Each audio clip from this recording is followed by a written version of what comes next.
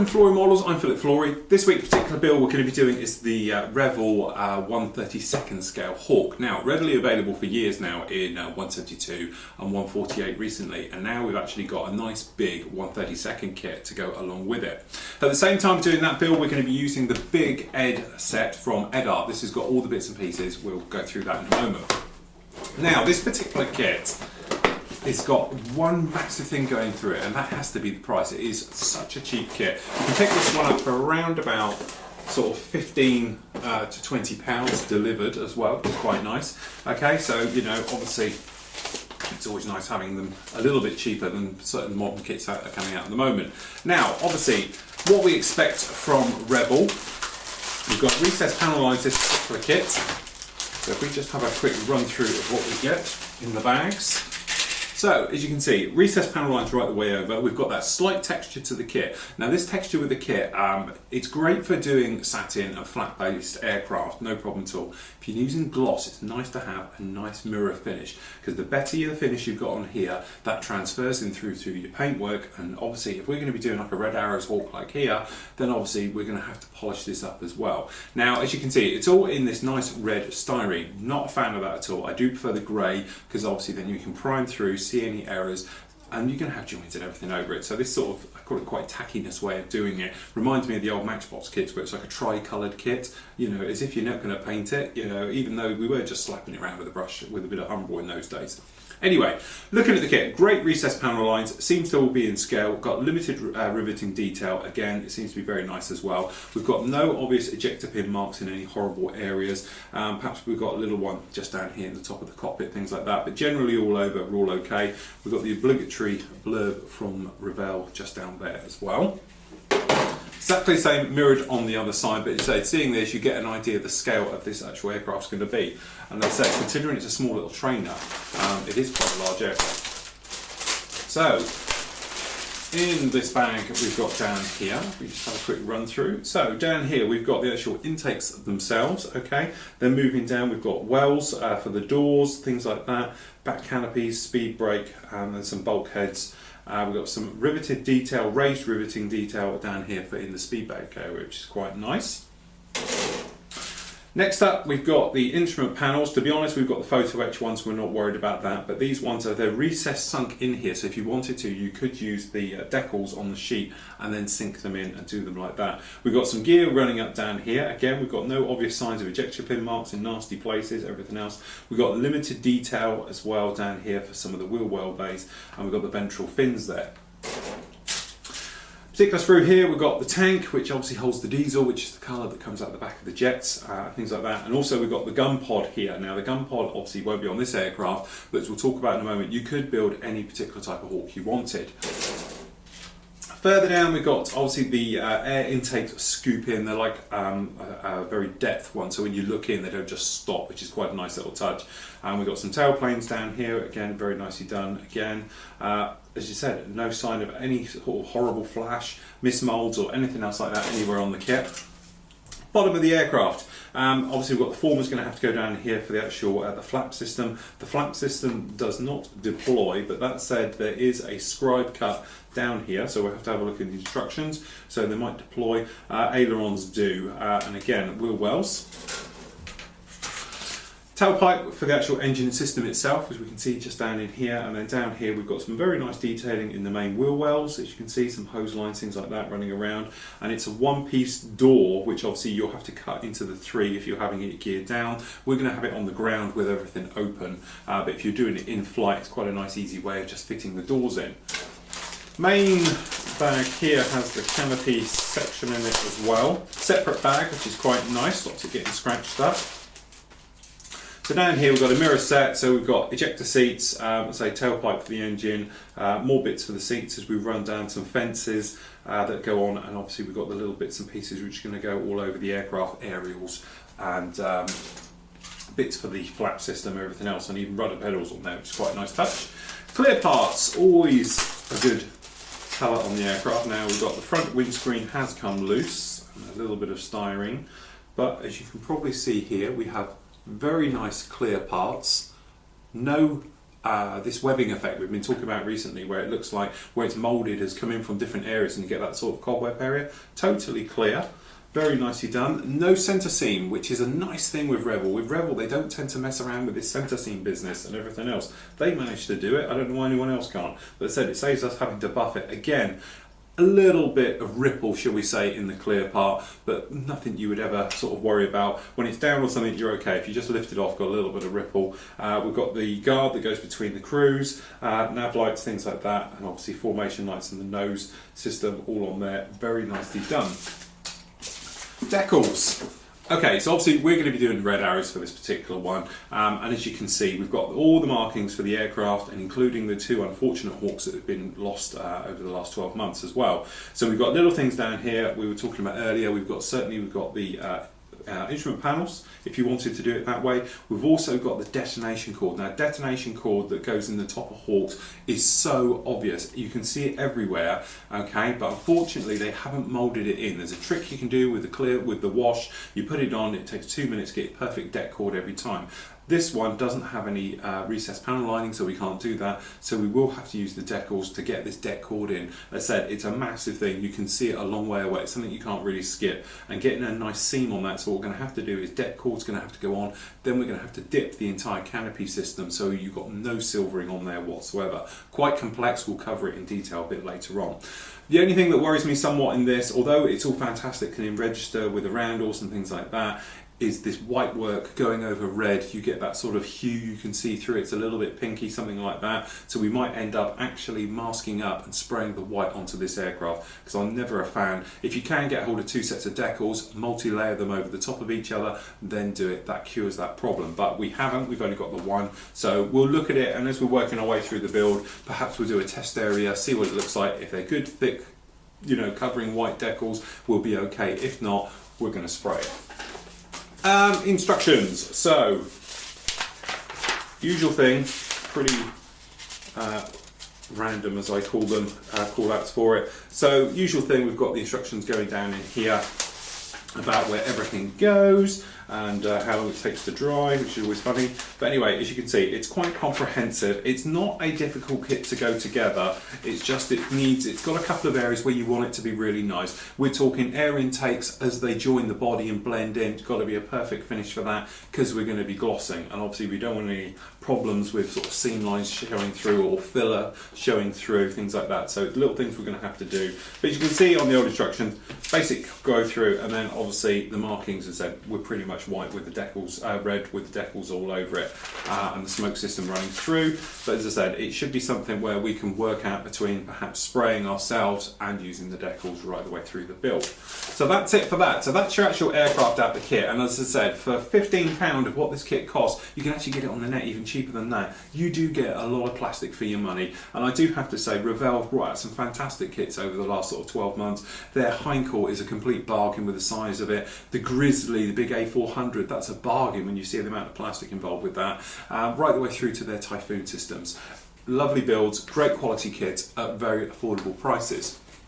Now, whilst that's a great kit on its own, it does need a little bit of livening it up. You are getting a certain thing. The price is cheap, so some things are a little bit weak on the aircraft. Now, a good way of getting around that is to get yourself some aftermarket parts. Now, readily available, we're talking, obviously, there's resin sets available, photo etch sets, and things like that. So I've sort of done it all in one here. Now, Edard do, as we all know, various sets. You can get internal sets, harnesses, external sets if you want to, or you can buy the entire lot in what they call their Big Ed series. Now this covers everything you need for this kit. It's all their releases in one big box. So for this particular one, we've actually got in here, we'll be using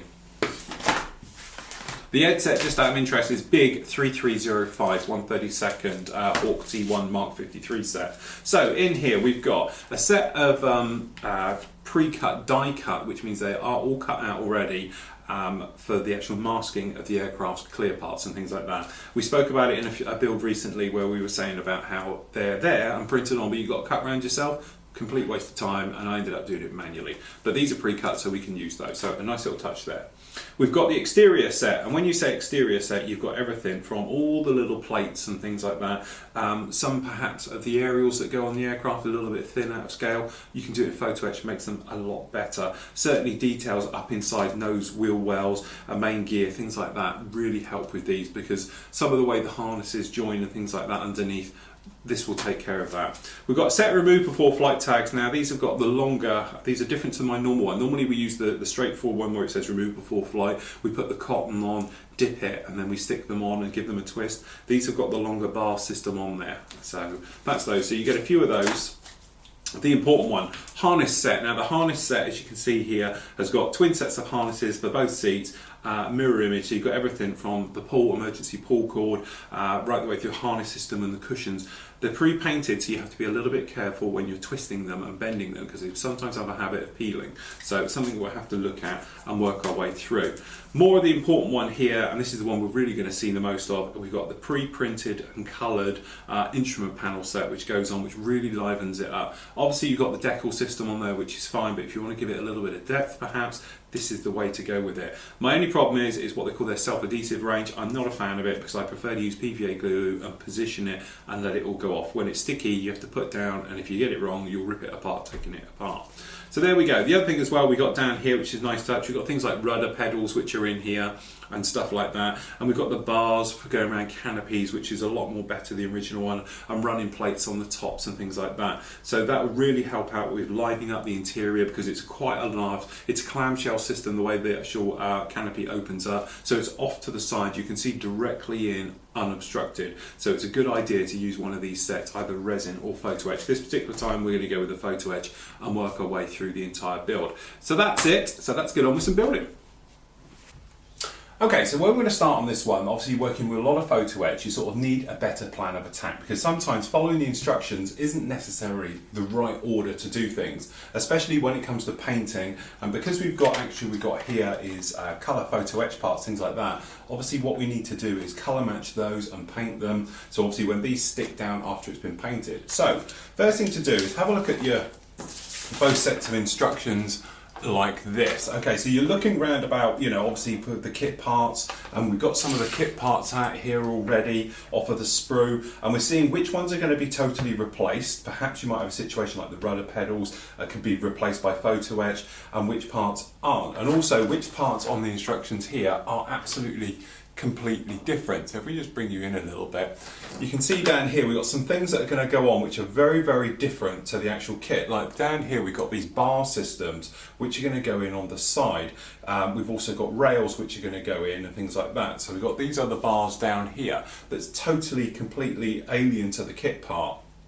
So what we actually need to do is work out if we're going to use them all, because you might have some circumstances and in cases and you think you're never going to see it. A good example of that is rudder pedals, because rudder pedals, nice photo etch ones and all the rest of it, but let's face it, nobody's ever going to see it because it's going to be too far down inside. So you might want to cherry pick your better parts, because let's face it, when you've got your sprue like this, it is rather daunting with all these different parts on there. So you might think to yourself, okay, well I'm not going to use them all, I'm not going to worry about rudder pedals, I'm not going to worry about that part, I'm quite happy with the kit part for that, it gives me the level of detail I want. So don't think that you have to use every single thing on here, because they are very intimidating, and sometimes you get to a situation where you've got 4 or 5 sheets of these to go through and it will take you forever. But perhaps you just want to liven up certain areas. Canopy framing is always a good one because it gives it a certain level of detail. Perhaps some other things down in cockpit sides, things like that, you can actually liven it up, because a lot of this stuff has got very fine detail on it that are never going to be, available in injection molded plastic. Certainly goes along for these parts, which is the actual instrument panel. As we can see, it's an overlay system, things like that. So we are going to have to remove the detail that is on the instrument panels in the first place to make sure that these lay down and fit nice and snugly and things like that. So what we're going to do now is basically have a look round and make our choices on where we're going to use it and where we're not. So for me, we're going to use certain things we're going to put into more framing down in the canopy. Obviously we're going to use the photo etch type of stuff for the colour instrument panels. I'm not going to worry about rudder pedals. We are going to worry about all these areas down here. And obviously this cleating system which is going to go in, which is for the canopy locks, obviously be quite important. These ones around here, which is basically kit part 12, it will liven that up very nicely. Canopy framing is always a bit of a trouble getting this on, but again, I think it'd be well worth doing this particular little bits of work. So what we can do now is have a look which parts are now going to need cleaning up. So obviously by using both sets of instructions, we can work out roughly where it's going to need to be cleaned off and where it doesn't and things like that. So obviously to start with is the good one, is the instrument panel all over here. So a couple of ways of doing this. You can either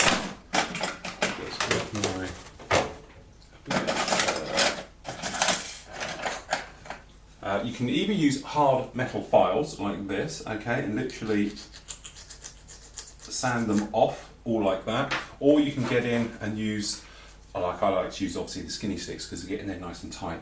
But again, you can use the coarse side to start with, and all we're trying to do is flatten this off to make a nice smooth surface for the actual photo etch to stick to, because the thing is, if you've got the lumps and bumps all over it, it's not going to stick down right, it's not going to go flush, and it's going to have big gaps underneath it. So you can, with a bit of a mixture of both, and perhaps to get in those tight little corners, you can use a blade, so we can just whip off all of these.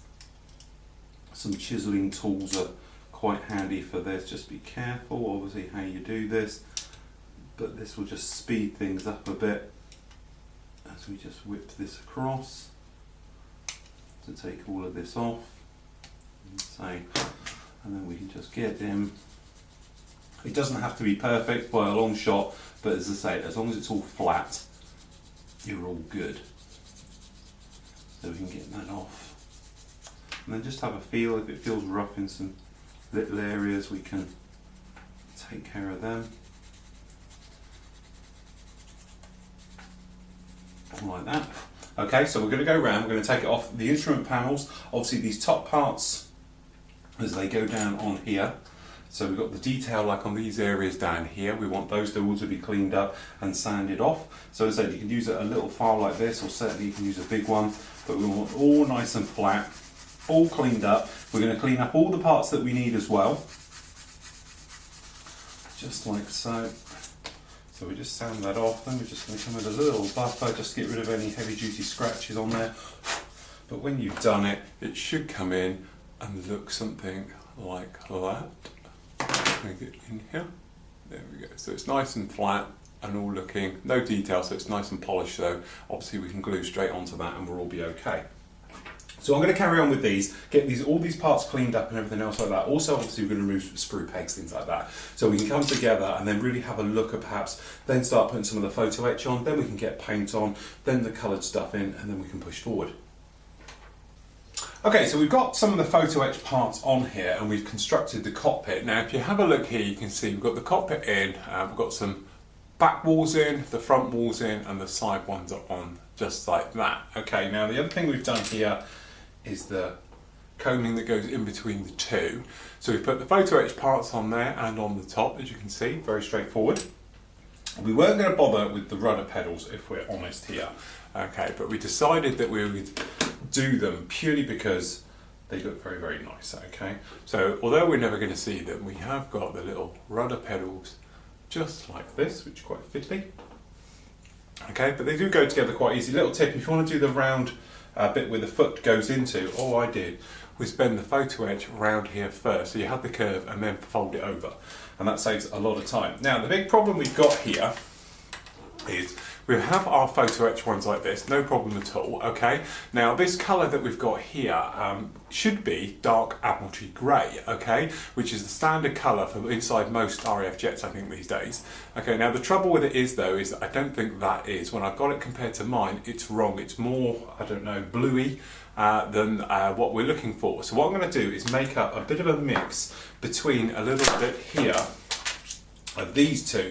Now these two colours are sort of halfway between each. This is too blue, this is too grey. Okay, so I think by mixing the two would be okay. So we've got two of the new Tamiya colours here. We've got XF82 and obviously XF80. So I think a 50-50 mix should get us pretty much close enough to this, because otherwise the trouble is you come along and it looks totally different, okay?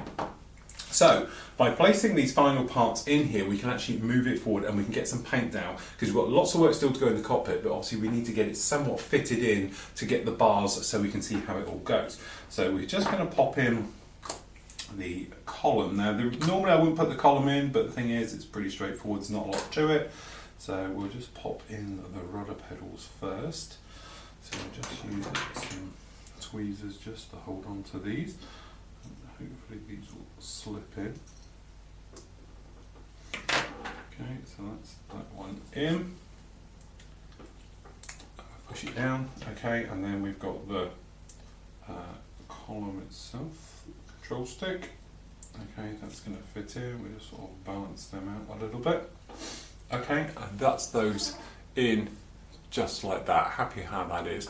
Trouble with it being red like this, it's a little bit glary on camera, but you can see what I mean. See, you've got those done as well. They're completely fine. So what we're going to do now is actually then take back some of that colour. So what we're going to do, just grab our area, because obviously there's no point really scooting over to the spray bay for just doing a small area like this.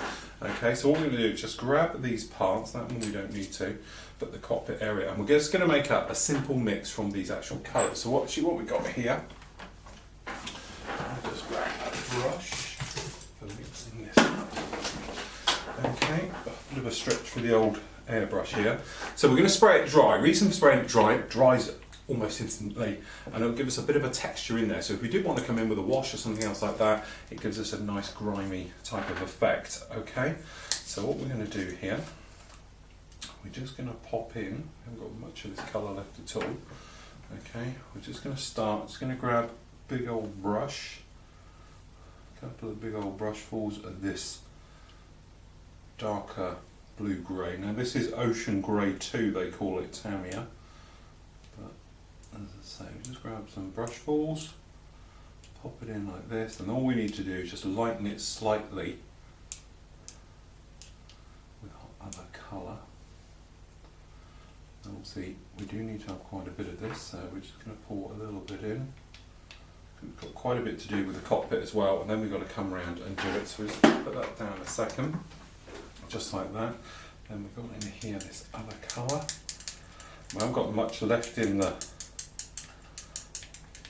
range here, so what I'm going to do is just going to grab it like that.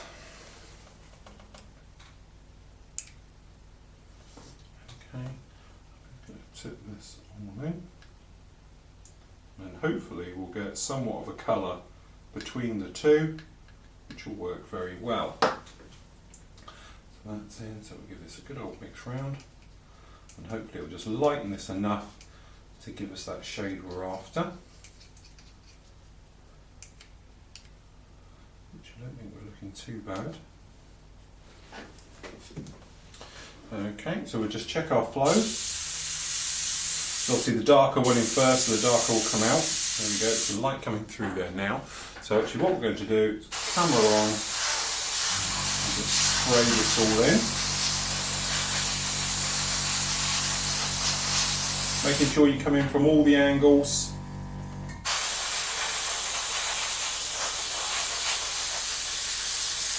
Over the back here.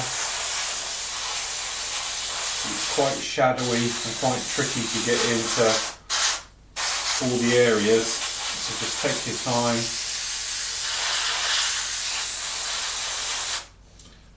Okay. We should end up with something like this, just back through, all around the stick, column, all around the floors.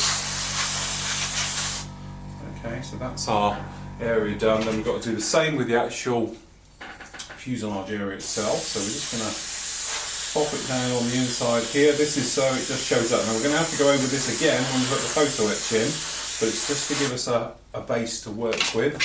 And there's one. So what we'll do, we'll keep this paint all safe, and we'll come back and use it again to touch up around this cockpit when we come in here with the various items. But hopefully this will just give us a nice stage. So again, just doing the edges, just in case we get any show through. Just like that. And then obviously we're going to do the instrument panels as well. So we'll get these done, get the extractor on, let them dry off, and we can start getting some of this colour photo etching. Okay, so we've got the cockpit section all done and put in, so we can start putting the photo etch onto this one. Now I've already got down here, you can see on the A little bit of paper, yeah, a little bit, there we go. Already got them cut out and put on, and we've already put this one on. Now normally I prefer something like this, which is gator glue, because that way you can manoeuvre it around and place them all in. These self-adhesive ones I'm always a bit wary of, just in case the glue ever gives up. But basically you just place it on like this, okay, all happy with it, and then you're just going to slip the next one in, make sure it's nice and tight, give it a nudge, and that is it. It's that simple, very, very easy. And then you're just going to go around all these other ones and come along and stick them on. Now you do get a little bit of movement with this gluing system, how it goes in. So you can just place it on there and just shove it straight in.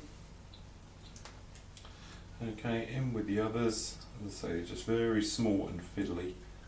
Sometimes it's easier with a bit of super glue or a bit of glue. It's just that being self-adhesive, we're just hoping that they stay on. Okay, we don't want to be in a situation months down the line where you suddenly see it all peeling off and having to come back and do it again. So if you wanted to, you could give it a dollop of something underneath as you're putting these on. But as I say, they're quite fiddly, but they will slip into position as you put them on. Obviously you can come along like this, pair of tweezers, just be careful not to bend them because the printing tends to come off. Okay, and then down here, just to make sure we get this the right way.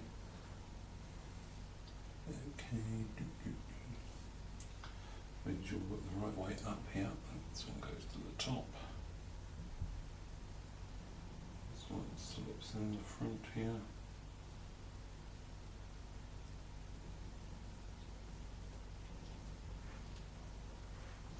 We've just got this little dial one which goes down underneath, which we'll just slip onto a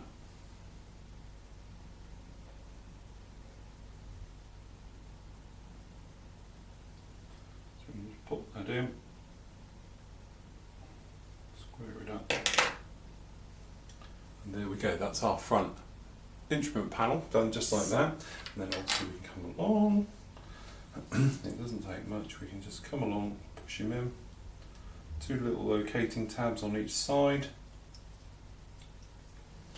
and this just needs to bend down just a fraction, there we go, and that's it set in just like so. So it's really, really quick, easy to do. No real problems at all with that one, popping it in. Now also you can weather it up if you wanted to, give it an ink wash or a weathering wash in there to make it a little bit more grimy, but because this is actually a show bird we're doing here for the red arrows, we're going to keep it relatively clean in there. Now the other thing we've got to do is having these put together, what happens is this is going to fit onto the inside just like this.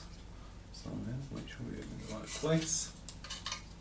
Okay, then we've got those bars which are going to fit onto these. So this sits in here, and then we've got these bars which are going to go down here and then in here as well that need to go in. But obviously it's working out roughly where they are. So what we could do is come along, roughly place it in, tape it into position, put the bars in, take it out, respray it, pop them in. It's quite a long, drawn-out process, a way of doing it, but it is going to pay sort of dividends because we are going to see some great detail at the end. So what we're going to do is let this totally dry because it's a little bit wet at the moment. Then we can start placing these bars in how we want them, take this out, respray it grey again, and then we can push through.